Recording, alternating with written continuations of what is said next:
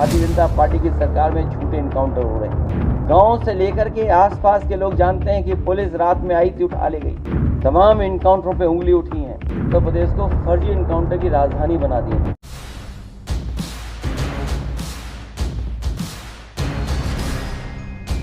उत्तर प्रदेश की जनता negative politics से थक गई है। पूरा उत्तर प्रदेश एक खुशहाली की पॉलिटिक्स करना चाहता है। तमंचावादी मानसिकता और माफियावादी मानसिकता से ये उभर नहीं पाई है। इन्होंने किसी न किसी तरीके तरह हमारे मंत्री और मुझे टारगेट करना है। जिनका पूरा परिवार रेता चोरी में शामिल होगा, उनसे पंजाब के भविष्य की क्या अपेक्षा की जाती है?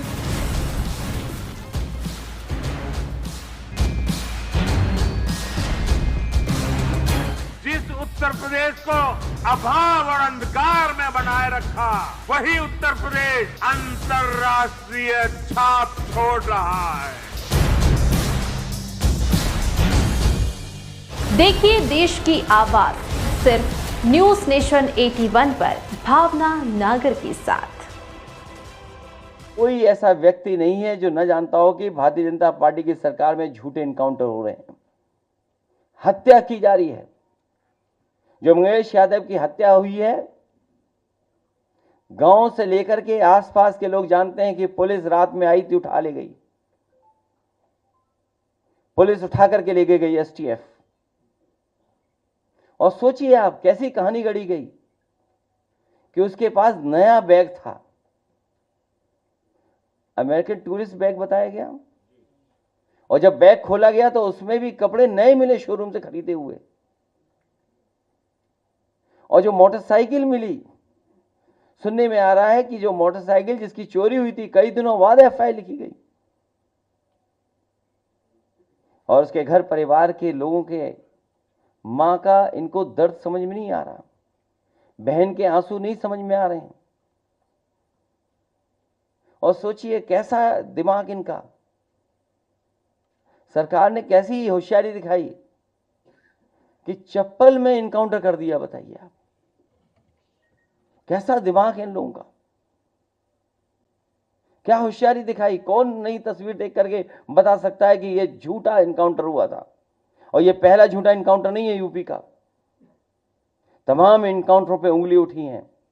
जिस समय पहला इनकाउंटर नोएडा में जिम इंस्ट्रक्टर को हुआ था, उस समय भी हम लोगों ने कहा था कि पुलिस वालों ने लूटने के लिए, दबाव बनाने के लिए हत्या का प्रयास किया है।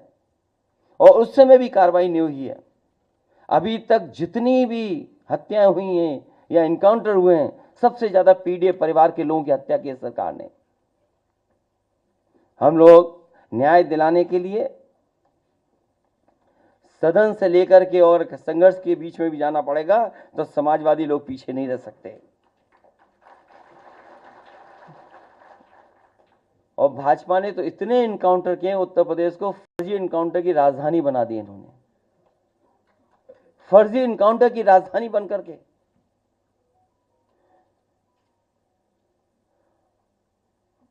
और फिर वो विनाश ही कर सकता है, विकास नहीं कर सकता। और फिर जो हार्टलेस है उससे उम्मीद भी क्या करनी है? जो हार्टलेस है उससे उम्मीद क्या करें हम लोग? हालांकि वो वीडियो नहीं चलाना मैं चाहता हूं जो जिसमें भाषा क्या इस्तेमाल की गई है। अगर आप कहेंगे तो मैं वो भी चलवा दूंगा। हालांकि वो उचित नहीं है, अनपार्लियामेंट्री वर्ड्स हैं उसमें।